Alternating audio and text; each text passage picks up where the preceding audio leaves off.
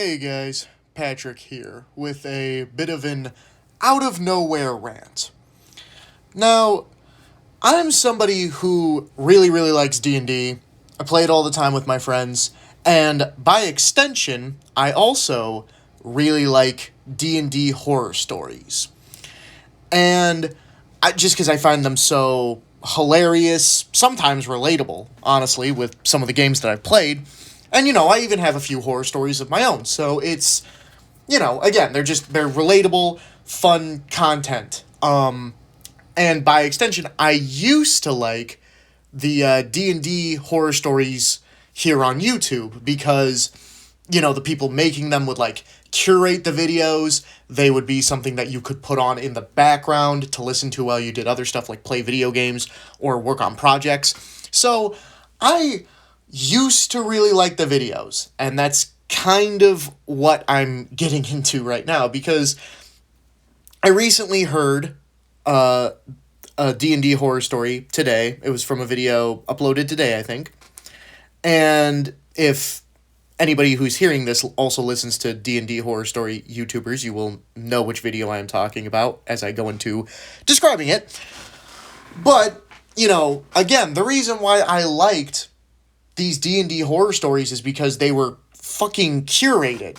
You know what I mean? They would throw out the bad ones.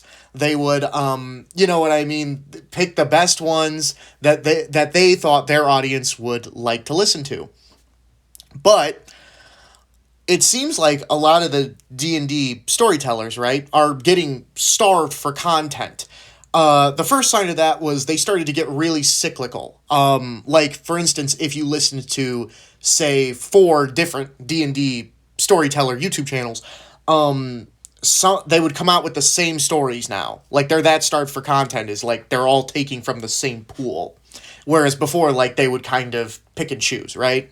But that's fine because that's understandable. That's like, oh, you're listening to 4 people who all provide the same kind of content. Of course there's going to be some overlap. So that's more of an understandable thing, right?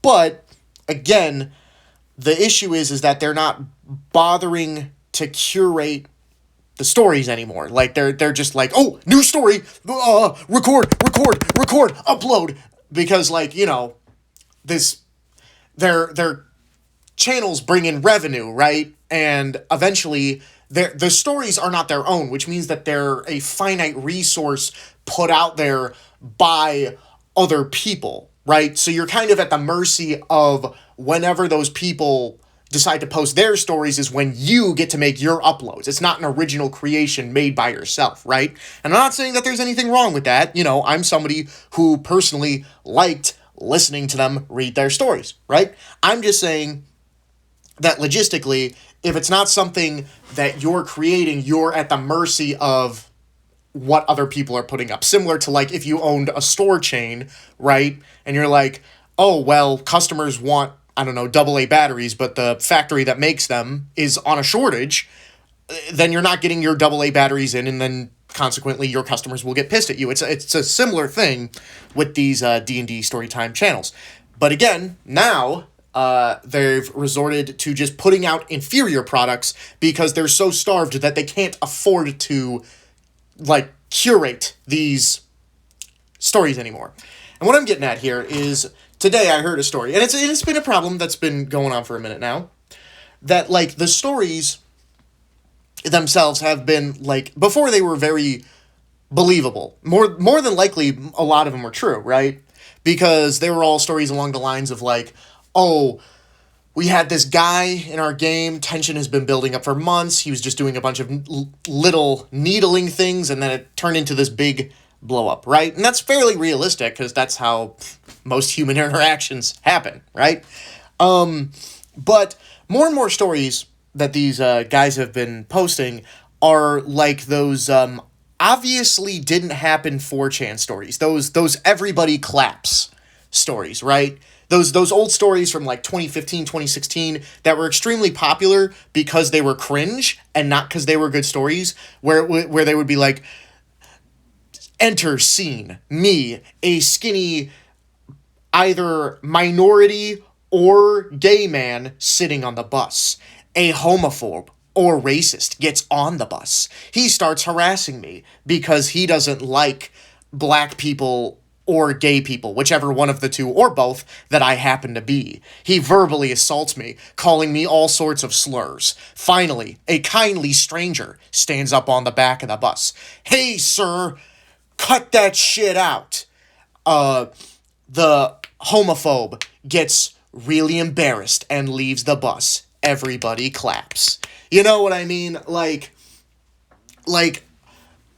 an obvious villain enters the picture, harasses somebody for no reason, and then gets immediate karmic justice served upon them, right?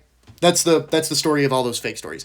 Well, now we got D&D stories that are the exact same way, right? Where it's just like, instead of like, oh, we had this guy in our group and he was annoying and he just kind of bugged everybody, and then finally we like got mad at him when we confronted him about it, and there was like a big blow up, right? Because this person was a man baby. Instead, it's like, I sat down at the table and this person said women were objects. Another player decked him in the face, and I never saw that player again. Like, they're literally putting out stories like that, and that's actually the story that I'm going to get into right here and right now, right? I'm just going to come out and say it. It was a Crit Crab video, right? And it was one of the stories that he had put up. I think it was today. Anyway, today's the day I listened to it, at time of recording.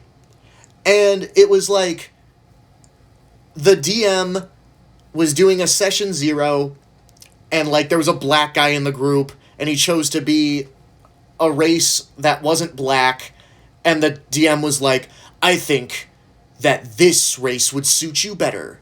And then he slides him like a drow character sheet that he just had prepared because I guess he like anticipated this situation that the black guy might not play a black race. I don't fucking know, but I guess he had it prepared because he slid the sheet over to him, and the black guy was like, oh, what's this supposed to mean? And he's like, well, everybody else is playing the correct race. And it's like, all right away, that's already way too overtly racist for like, this is like a caricature, right? Of a human. And then he's like, oh, I'm still not getting the cut of your jib. And just because the guy was not racist enough for the story, he goes, why are you being such an N-word? And then he calls him the N-word one more time, and then the black guy stands up and decks him in the face, knocks him out, cold-cocked, one punch. And that was the whole story. And it's like, obviously that shit didn't happen. Obviously that was a fake story. And something that, you know, it's not just a Crit Crab likes to do. It's pretty much every D&D Storytime YouTuber is like, they give their take, right? And he does his usual thing where he's like, wow, you know, that's crazy. Like, you know, something tells me that DM should have blah, blah, blah, blah, blah. And it's like, why are we speculating I don't know, the social ramifications of an obviously fictional character? You know what I mean? Like, I view it as like a kind of waste of my time, because I don't go to these D&D horror stories for the same kind of entertainment as when I read these fake, like, Tumblr stories. You know what I mean? Like, when I listen to the D&D horror stories as a way to, I don't know, like, empathize or be like, whoa, that's crazy that, like, that kind of shit happened or whatever. And I read those fake Tumblr stories to laugh at people because they think that this is, like, a believable account of real human beings, right? And so there is no, like, sort of cross-promotion here. But again, these D&D horror story YouTubers, like, and it's not just Crit Crab, so, like, I'm not calling out Crit Crab, I'm just saying, like, this video of his is the straw that broke the camel's back, in my opinion, of why I don't care for any of these guys anymore, because they just keep, like, they don't bother to, like, oh, this sounds believable, this whatever, I'm just gonna fucking, I need a story, put out the story now, you know what I mean? And it's like, because it's like, obviously that didn't happen. Anybody with 2 brain cells could fucking tell that didn't happen, because in real life, how racists kind of go, right? When when a racist wants to figure out if you're racist, what he will do is he'll introduce his racism slowly, right? He'll start off by being like, man, he'll start off by like cracking racist jokes, right? Because like, that's like whatever. I'm not being serious, bro. It's just a joke. And then little bit further down the line, it's like he starts introducing more stuff and more stuff and more stuff and more stuff. And not necessarily just jokes, but like now he's continuously moving the goalpost down to see how far your line is, right?